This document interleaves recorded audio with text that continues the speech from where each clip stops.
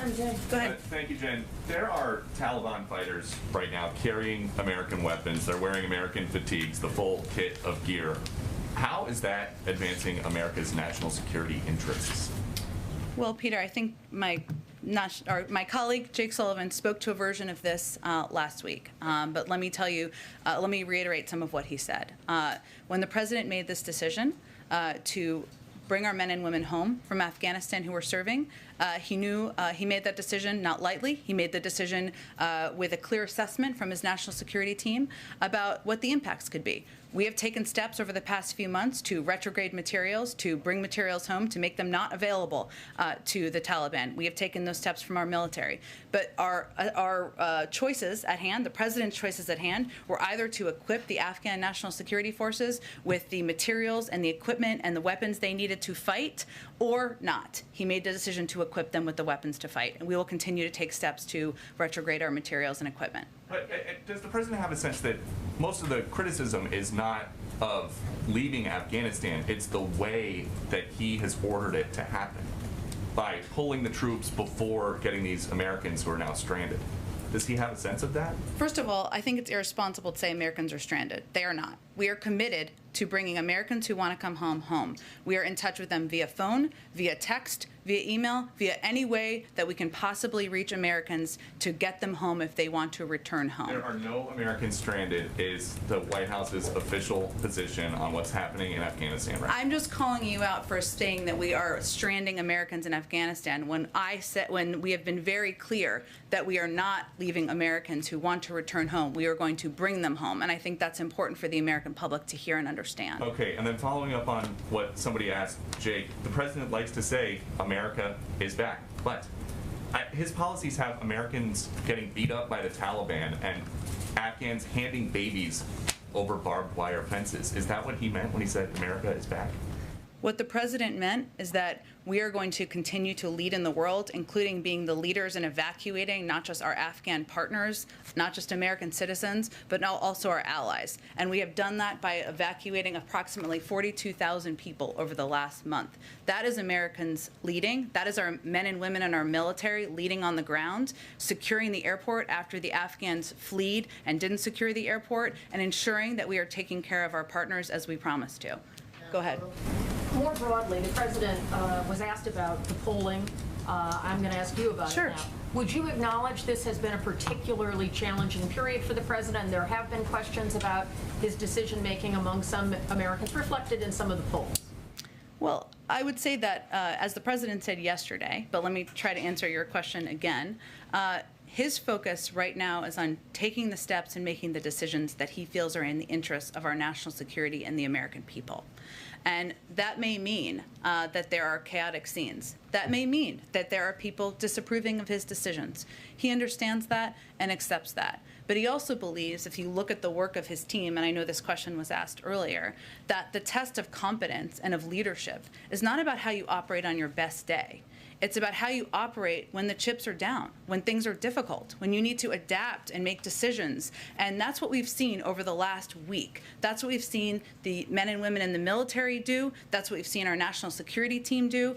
A week ago, just over a week ago, we didn't have control over the airport. Now we've evacuated 37,000 people. That is American leadership, and that is certainly competence of his team. But certainly we understand that people are seeing chaotic photos, but he continues to believe that this was a decision that only the commander-in-chief is able to make, and one he had to make for our own long-term national security interests. Knowing there's about a week or so until the deadline, do you anticipate that the risk to American troops, American citizens, and Afghans will increase?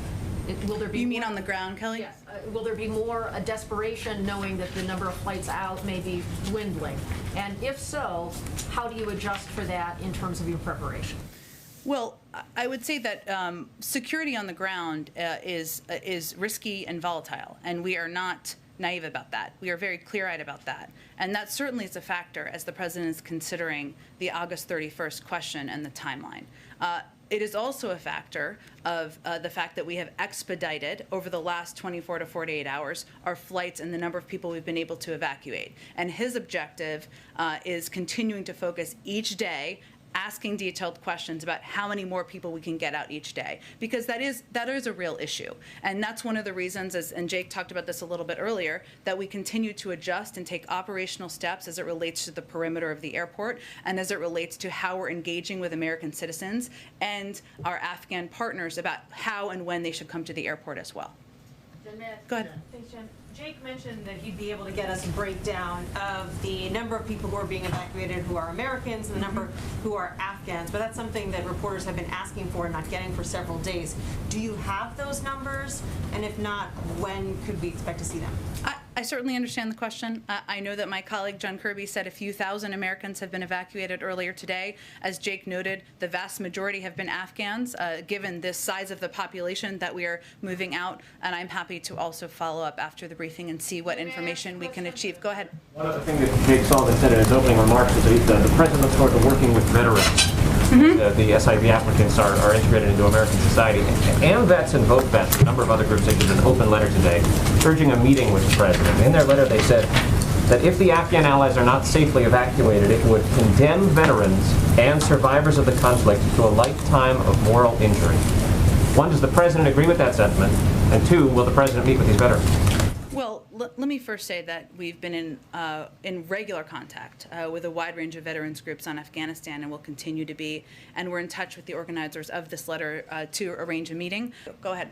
Thank you, Jen. First of all, it was a nice discussion. Actually, not nice, very tragic. I'm from Afghanistan. Everybody know. I don't have anything to say. Everybody know that. Thousands of people, 14,000 people around of the airport, outside the airport. No food, no shelter. I know. Every single time I get like 20, 30 phone call, contact, everybody's crying, especially women, men. I know it's difficult for the United States too.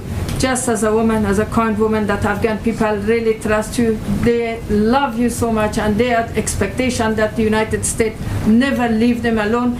But it happened. It happened.